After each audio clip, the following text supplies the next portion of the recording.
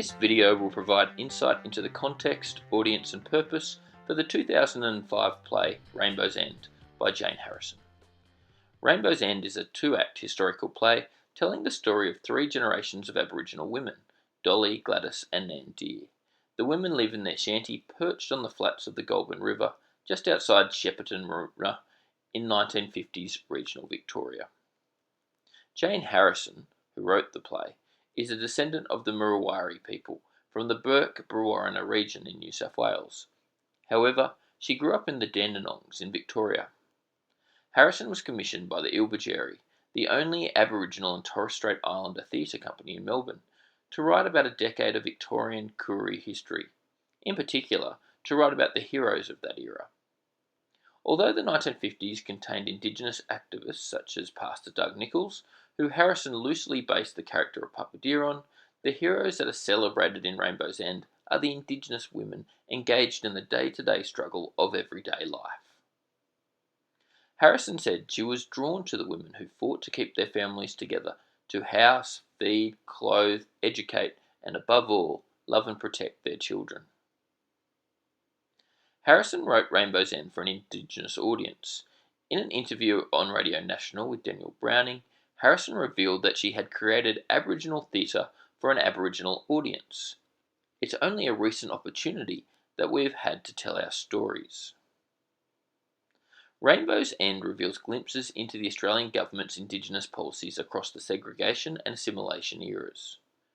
Nan Deer and Gladys both grew up during segregation, which was a government policy from the 1890s to 1950s.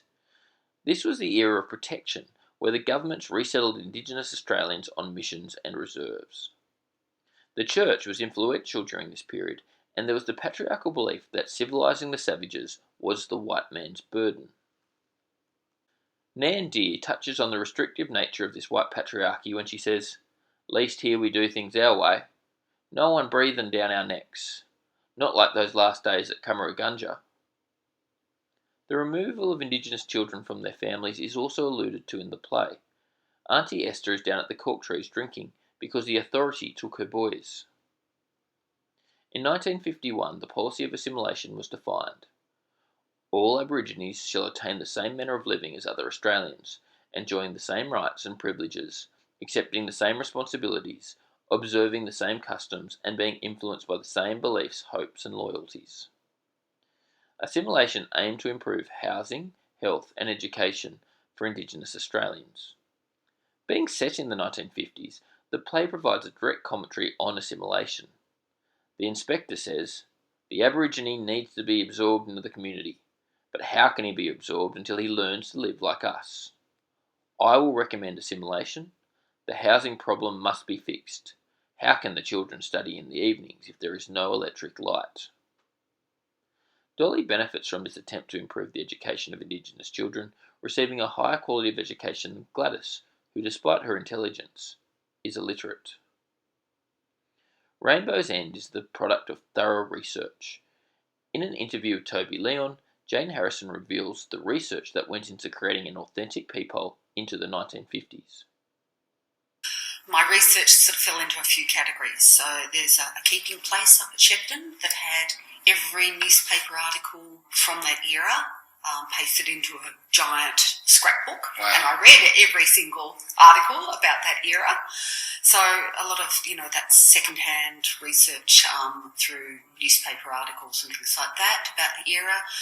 I read things like the McLean report, which was a report into what had happened. Someone had written to the Herald Sun newspaper or whatever the equivalent was in the 1950s, complaining about the sanitation arrangements around the Shepparton area and saying it wasn't fit for people to live there. So the government appointed a retired magistrate, Charles McLean, to go and visit that area and write a report.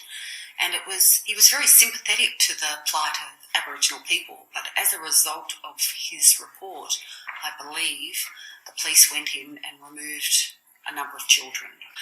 I also went to Rumballara Elders Luncheon and talked to a number of the elders who grew up in that era on the flats and was very fortunate to speak to people like Auntie Irene and a few others. So things like little snippets in the play, things like the inspector saying your whites are so white, and you do that with river water, was actually a real life quote that someone had shared with me. And although I was born in the 60s, and so my mother came from an earlier era, my mother grew up in outback, Australia, with her mother who was English and Aboriginal father.